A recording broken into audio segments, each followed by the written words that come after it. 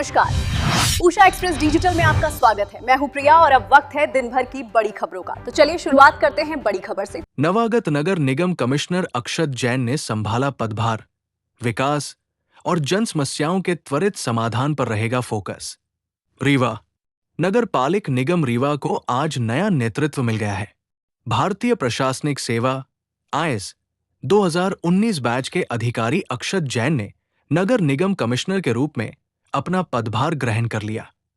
पदभार संभालते ही उन्होंने निगम के अधिकारियों और कर्मचारियों से परिचय लिया तथा शहर में चल रहे विकास कार्यों और बुनियादी सुविधाओं की समीक्षा की। नवागत कमिश्नर अक्षत जैन ने स्पष्ट किया कि शहर के समग्र विकास के साथ साथ आम जनता की समस्याओं का त्वरित और प्रभावी निराकरण उनकी प्राथमिकता रहेगी। उन्होंने साफ संकेत दिए कि कार्यों में पारदर्शिता, जवाबदेही और समयबद्धता सुनिश्चित की जाएगी।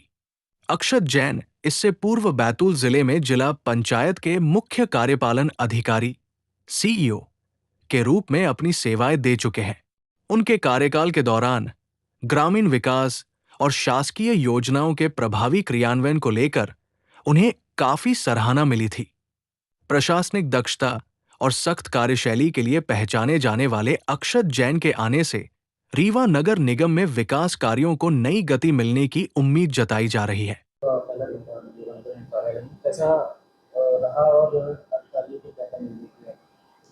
देखिए, आज पहले दिन होने के नाते नेचुरली सबसे पहले मैंने अपने सभी अधिकारी कर्मचारियों का परिचय लिया। उसके बाद मैंने जो है ऑफिस का एक इन जनरल इंस्पेक्शन किया, कौन कहाँ बैठता है, अपन किस तरीके से यहाँ पे काम कर रहे हैं।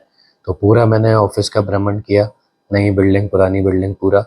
उसके बाद जो है कुछ जो इम्पोर्टेंट अभी हमारे प्रायोरिटीज़ चल रहे हैं उस पर मैंने डिस्कशंस किए हैं। तो अभी जो मेरी खुद की प्रायोरिटी है वो यही है कि मैं आने वाले इस महीने में नगर निगम रीवा कैसे काम कर रहा है, यहाँ का वर्क कल्चर कैसा है, प्लस यहाँ के लोगों की क्या आवश्यकताएं वो समझूं। तो उसके लिए मैं कई सारे दौरे, इंस्पेक्शंस इत्यादि करूँगा और अपनी प्रायोरिटीज़ फिर उस हिसाब से सेट करूँगा।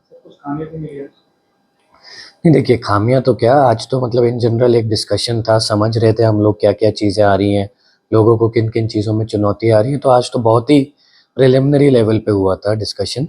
हम नेचुरली जैसे जैसे मैं इसमें समझूंगा चीज़ें तो इन सब चीज़ों पे और बेहतर बता पाऊंगा। देखिए, जैसे मैंने कहा पहले तो नेचुरली मेरा काम है कि मैं एक आध महीना अच्छे से समझूं और लोगों से फीडबैक लूं, खुद जाके मौके पे चीज़ें समझूं, जनता से फीडबैक लूं, जनप्रतिनिधियों से लूं, उसके आधार पे प्राथमिकताएं तय करूं। बट हाँ, कुछ चीज़ें हमेशा प्राथमिकता में रहेंगी जो नगर निगम के कोर दायित्व हैं। उदाहरण के तौर पे हमारा जो वेस्ट मैनेजमेंट है, वाटर सप्लाई है, वो हमारी प्रायोरिटी रहेगी।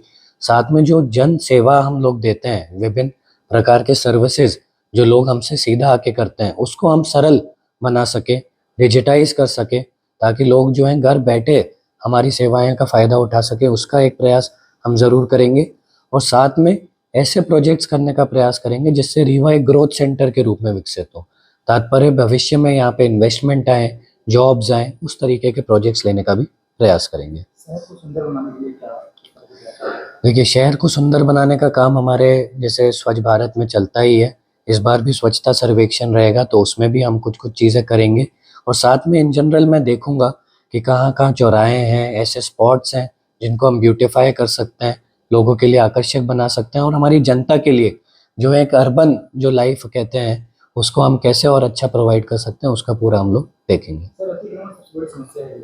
दुकानदार जो है 10 फीट की दुकान है तो 5 फीट बाहर करते रहते हैं, उनका क्या कार्रवाई? देखिए, नेचुरली अतिक्रमण पे हम लोग बिल्कुल नियम अनुसार कार्रवाई करेंगे। अतिक्रमण जैसे मेरे भी अभी मैं आज आया हूँ तो कई कई स्पॉट्स बताए हैं जहाँ पे काफ़ी सालों से अतिक्रमण रहा है।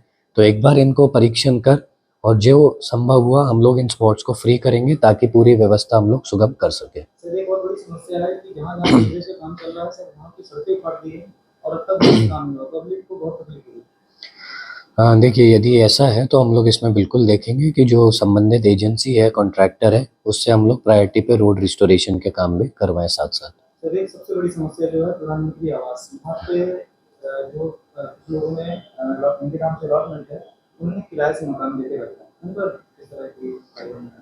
देखिए, हम ऑब्वियसली जो एज़ पर रूल्स है हम उसी तरीके से प्रोसीड करेंगे। कोई भी व्यक्ति अगर अगेंस्ट द रूल्स काम कर रहा है तो फिर हम नेचुरली उसके अगेंस्ट कार्रवाई करेंगे।